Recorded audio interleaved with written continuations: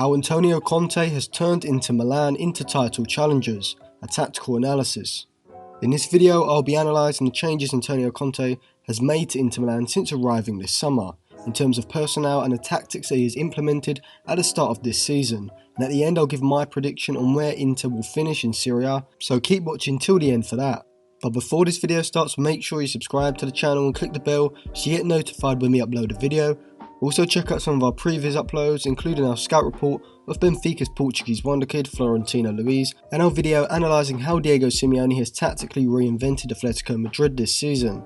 Both videos will be linked in the eye above and in the description below. Also, if you like the music, I'll put his YouTube channel on the screen and linked in the description below, so you can go over there and check out some of these other beats.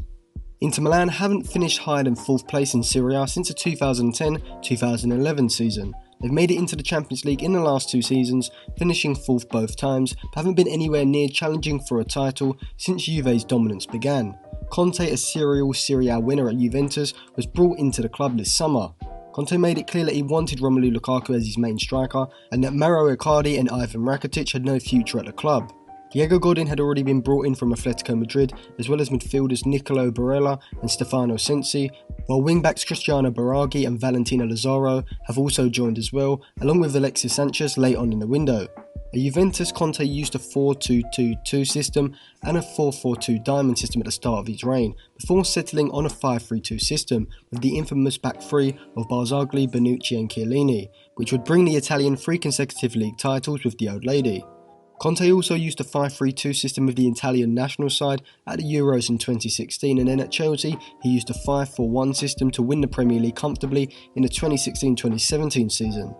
It's no wonder then that with 3 top centre-backs in Godin, Skriniar and De Vrij that Conte would potentially look to use a 3 at the back system, and this is why 2 attacking wing-backs and 2 centre-forwards were brought in.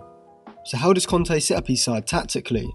When in possession, Inter's 5-3-2 becomes almost a 3-2-3-2 system, with the wing-backs pushing forward high up the pitch as though they were traditional wingers, and the 2 central midfielders play as a deep double pivot.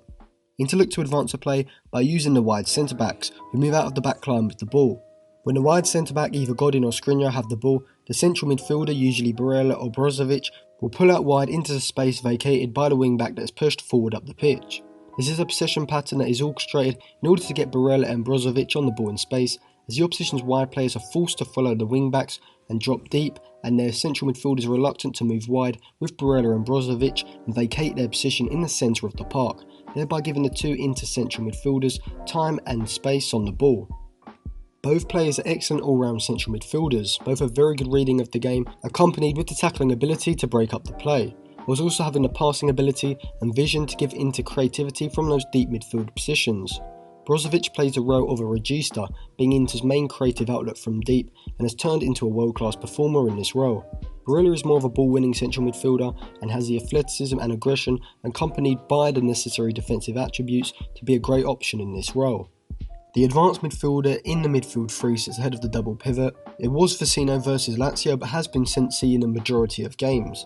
The advanced midfielder plays the role of a roaming playmaker, who can drop between the 2 to get on the ball, but also sit higher up the pitch in between the lines, making himself an option for direct balls into feet where he can link with the 2 forwards.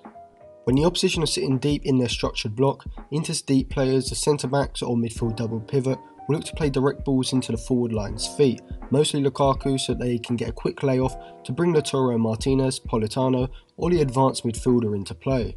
The wingbacks are very offensively minded in possession. They both push high up the pitch at the same time. Against Lazio they even linked up for the opening goal. Biraghi and Asamoah are 2 very good left wingbacks, with Asamoah being slightly better defensively, whilst Biraghi is certainly a better deep crosser.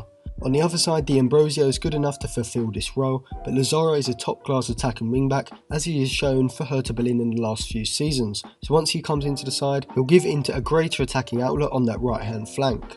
Lukaku is used as an advanced forward, looking to make short runs in behind the back line when Lautaro Martinez or Sensi get on the ball in the half spaces, though he also offers an aerial threat which, with the crossing ability of Biraghi and Lazaro, is a massive attacking weapon for Conte's side. Out of possession, Inter drop into a 5-3-2 as you would expect, but they aren't restricted to one style of pressing. Against AC Milan, Conte orchestrated an aggressive press from Milan's build-up. Inter's pressing structure consists of 2 blocks. The back five consists of the wing-backs pushing up high to man-mark the opposition's wide players, whilst the centre-backs are capable of covering the back line, with De Vrij usually being the one to tightly mark the centre-forward. The front five has Lukaku and Martinez as the front two, looking to apply the pressure to the centre-backs. Brozovic and Barella sit as a double pivot, and the advanced midfielder pushes up to man press the opposition's deep-lying central midfielder, thereby joining the front two. When pressing AC Milan aggressively from their build-up into man-to-man press the two centre-backs and the deep-lying central midfielder, who's Lucas Biglia. Sensi pushed up onto Biglia whilst the two forwards would invite a pass to either centre-back, which would act as a trigger for them to press.